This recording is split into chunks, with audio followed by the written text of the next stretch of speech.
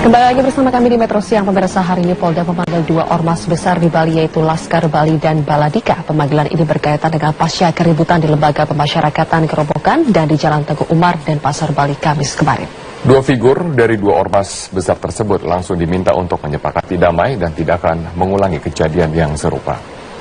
Penandatanganan kesepakatan damai 2 ormas besar di Bali, Baladika dan Laskar Bali, diwakili oleh Sekjen Ormas langsung. Penandatanganan dilakukan di hadapan unsur Forum Pimpinan Daerah, Kapolda Bali, Kasdam 9 Udayana, Ketua DPRD Bali, tokoh masyarakat Bali juga hadir. Dalam nota kesepakatan tersebut, diantaranya kedua belah pihak tidak akan mengulangi perbuatan yang menimbulkan keributan dan juga sepakat untuk menyerahkan senjata tajam maupun juga senjata api milik kedua ormas.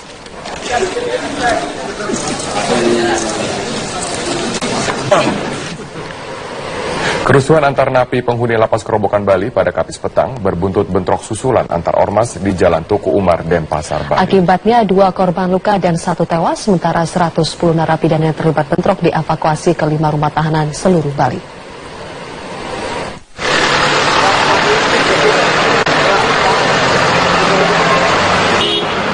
Pasca kerusuhan dalam lapas Kerobokan dan Pasar Bali pada Kamis petang, aparat kepolisian dari Polda Bali memindahkan 15 narapidana ke Rutan Tabanan, 10 orang napi ke Rutan Bangli, 20 orang ke Rutan Klungkung, 15 orang ke Rutan Karangasem, dan 50 orang napi ke Rutan Narkotika di Kabupaten Bangli. Terkait ditemukannya sejumlah senjata tajam dalam lapas, Kepala Divisi Pemasyarakatan Kanwil Kemenkumham Bali, Nyoman Putra Surya, mengaku akan memeriksa semua petugas lapas untuk menyelidiki latar belakang timbulnya bentrok. Senjata tajam diamankan apa aja Pak? Kalau kita lihat senjata tajam ya mungkin ada pisau buatan di sini, ada gitu yang kita lihat. Pedang panjang sama jaket anti. Ini jaket nggak ada. Ada jaket, ada dua jaket. Jaket apa? Tadi saya lihat nggak ada jaket. Jaket kulit, jaket biasa yang dilindungi Pak. Tidak. Ada plat baja itu Pak. Kami tidak tahu itu, tidak lihat karena itu sedang digeledah, sedang diamankan tadi, tidak milik mereka, kita amankan semua. Apa benar ada pedang Pak di dalam? Kelihatan tadi ada pisau panjang. Pisau panjang, apa Ya. berupa pedang? Saya tidak lihat pisau pedang sama orang, tapi ada pisau panjang itu seperti itu. Pasca kerusuhan, aparat kepolisian melakukan olah TKP dan mengevakuasi 1 korban luka serta 1 korban meninggal dari lokasi kejadian. Salah seorang saksi mata mengatakan peristiwa terjadi sekitar jam 4 sore saat listrik sedang padam, di mana sejumlah orang berbadan kekar berkelahi sambil membawa pisau di depan tokonya. Bentrok dari toko pas mati lampu tuh bentrok dari arah ke sana kan, dari arah ke mana itu, arah barat kan, dari sini, dari belakang Batanta tuh langsung kan datang semuanya tuh. Pas datang tuh banyak yang bawa pisau gitu, pas kan semua kita suruh tutup toko, jadi kan di sini ada bentrok, sudah katanya di Sangla ada 1 orang sudah meninggal, dan di sini juga. Bentrok dalam lapas Kerobokan nyatanya berbuntut pada bentrok susulan di Mitra 10 Denpasar. Akibat bentrok ini 3 orang meninggal dunia dan 2 korban luka dilarikan ke rumah sakit. Ini yang kita lakukan penyelidikan semaksimal mungkin untuk bagaimana kejadiannya yang sebenarnya. Berapa yang sudah ditahan? Ya, diamankan 10 sudah. 10 orang. Belum pasti aja Pak. Besok di PDN Pak Kapolda ya. Hingga kini lapas Kerobokan dan Pasar masih dijaga aparat kepolisian untuk mengantisipasi bentrok susulan. Dari Denpasar, Bali, Syaifullah, Metro TV. Eksekusi bangunan liar di sepanjang Kali Malang, Cikarang Utara, Kabupaten Bekasi, Jawa Barat berlangsung ricuh. Akibatnya beberapa petugas mengalami luka hingga harus dilarikan ke rumah sakit.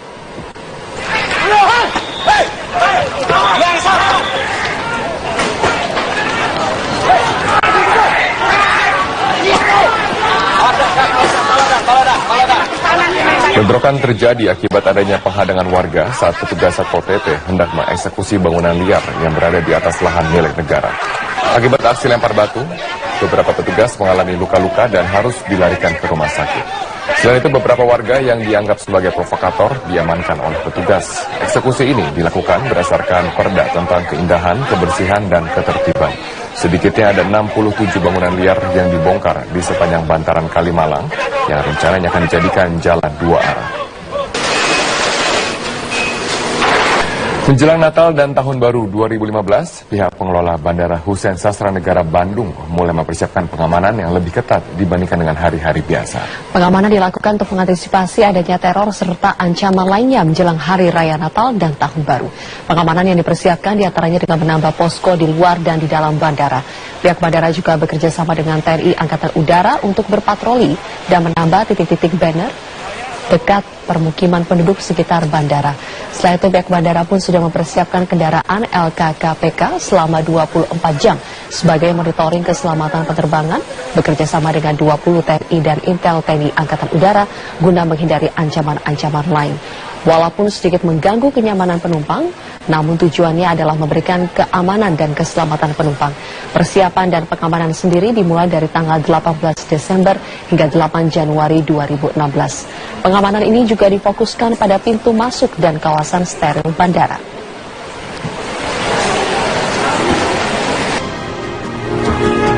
Sekarang kami hadirkan informasi ekonomi. Perdagangan saham di akhir pekan justru menunjukkan adanya pelemahan. Sementara nilai tukar rupiah bergerak fluktuatif sepanjang perdagangan pagi ini dan menguat tipis 0,02%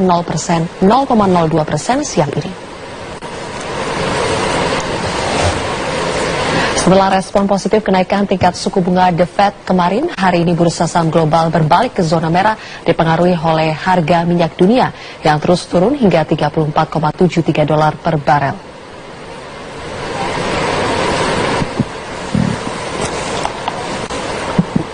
Di penutupan perdagangan saham sesi 1 hari ini, IHSG ditutup di level 4.486,78 dengan pelemahan 1,52%. Perdagangan saham hari ini terus melemah sejak pembukaan pagi hari tadi di level 4.512,21. Sementara itu nilai tukar rupiah pun hari ini bergerak fluktuatif. Di pasar spot siang hari ini, Bloomberg mencatat nilai tukar rupiah berada pada level 14.006 per dolar Amerika Serikat atau menguat tipis 0,02% dibandingkan saat pembukaan pagi hari tadi di level 14.011 per dolar. Meski demikian, nilai tukar rupiah saat ini mulai menunjukkan penguatan dibandingkan pertengahan pekan ini yang sempat mencapai level terendahnya di level 14.123 per dolar.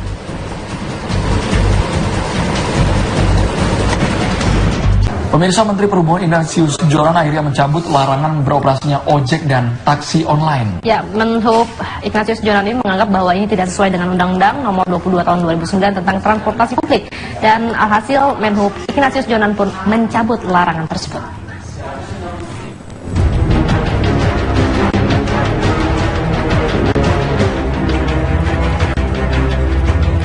Menteri Perhubungan Ignatius Jonan akhirnya mencabut larangan beroperasinya ojek dan taksi online. Jonan menjelaskan sesuai UU 22 tahun 2009, memang kendaraan roda 2 tidak dimaksudkan untuk angkutan publik. Namun realitas di masyarakat menunjukkan adanya kesenjangan yang lebar antara kebutuhan transportasi publik dan kemampuan menyediakan angkutan publik yang layak dan memadai.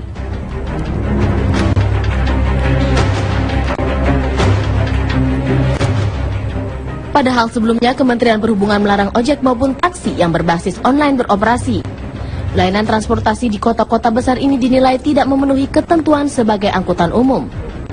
Dalam ketentuan perundangan itu disebutkan salah satu ketentuan angkutan umum harus minimal beroda 3, berbadan hukum dan memiliki izin penyelenggaraan angkutan umum. Penggunaan angkutan pribadi untuk angkutan umum yang tidak berizin dan tidak memenuhi ketentuan umum dinilai menyalahi aturan. Isi daripada Undang-Undang Nomor 22 Tahun 2009 tentang lalu lintas angkutan jalan, yang memang kendaraan roda 2 itu tidak dimaksudkan untuk transportasi publik atau transportasi umum. Jadi pertanyaan kan begini, kan transportasi umumnya sekarang itu belum bisa melayani seluruh kebutuhan masyarakat pada saat ini, terutama itu di Jabodetabek. Nah, solusinya bagaimana? Ya, jadi begini solusinya. Kalau ini mau dianggap sebagai solusi sementara, ya silahkan sampai transportasi publiknya itu bisa baik. Sementara itu, hari ini Presiden Joko Widodo melalui akun Twitternya menyatakan akan segera memanggil Menteri Perhubungan. Ojek dinilai Presiden merupakan kebutuhan rakyat yang memudahkan mobilitas di ibu kota di tengah moda transportasi yang minim. Beberapa jam pasca unggahan Twitter itu, Menteri Perhubungan pun merevisi pernyataannya. Ojek dan taksi online selama ini memang telah memberikan ribuan lapangan kerja bagi masyarakat yang tidak mampu. Pengguna jasa transportasi pun memiliki pilihan moda transportasi yang lebih nyaman. Tim TV One mengabarkan. Kita menuju ke kabar lainnya. Biasanya kalau masyarakat Indonesia berjualan di pinggir jalan sepertinya udah biasa, pedagang kaki lima. Tetapi misalnya ada warga negara asing yang kemudian mencari mata pencaharian. Karena apa? Di Indonesia. Tuntutan ekonomi sehingga bisa berjualan kaki lima juga? Ya, karena tuntutan ekonomi begitu ya. Nah, makanya si bule ini akhirnya berjualan, bro. Jualannya adalah kue cubit sama satu lagi yaitu berjualan sate. Kita simak bersama berikut ini.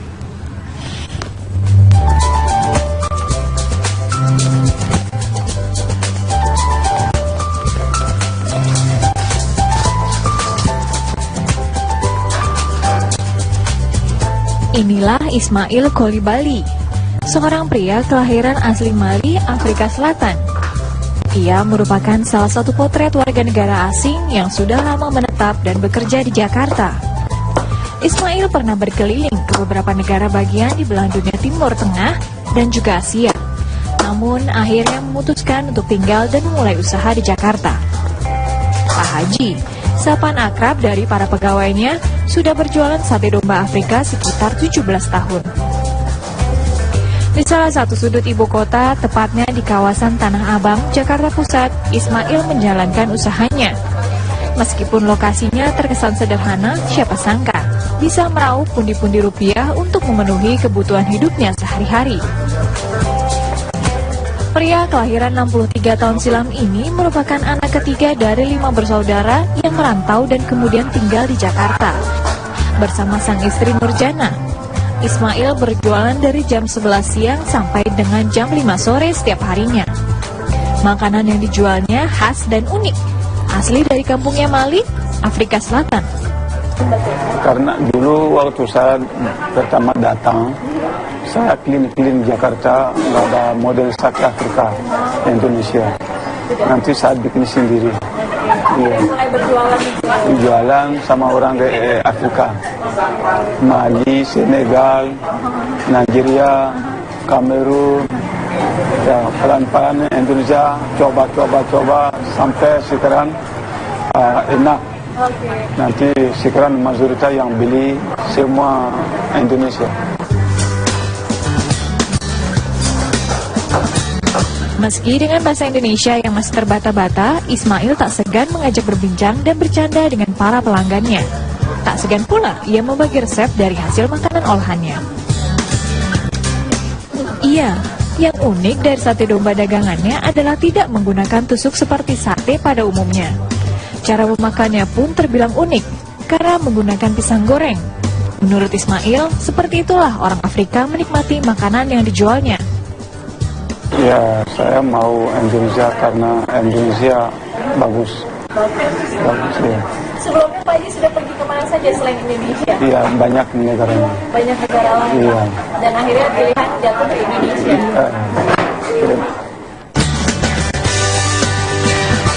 Ryan Murphy merupakan pria asli kelahiran sebuah kota di Carolina Selatan, Amerika Serikat.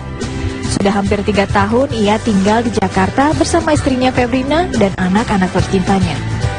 Namun, kehidupan manis berumah tangga tidak mempermudahnya untuk mencari pekerjaan di ibu kota.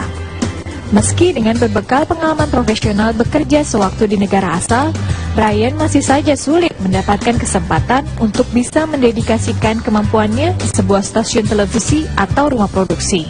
I used to be a video editor for a TV's news station where I'm from for 13 years. I put in my CVs, to different TV stations in here, TV One, Metro TV, production houses, and I just never get either a call back or come join us, or I did that when I when I first moved here in 2012, the beginning of 2013, and I got tired of doing it because it's like, okay, I guess I'm not going to get a job. So I got a few jobs from a couple friends of my wife's that have production houses, sorta, and I work a little edit for them or take photos, but the work is not periodically, it's not every day or all the time. So this place opened up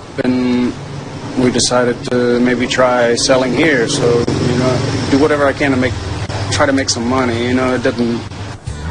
Alhasil bertempat di wilayah Cipinang, Jakarta Timur, Brian membuka usaha mencoba peruntungan dengan berjualan penganan ringan.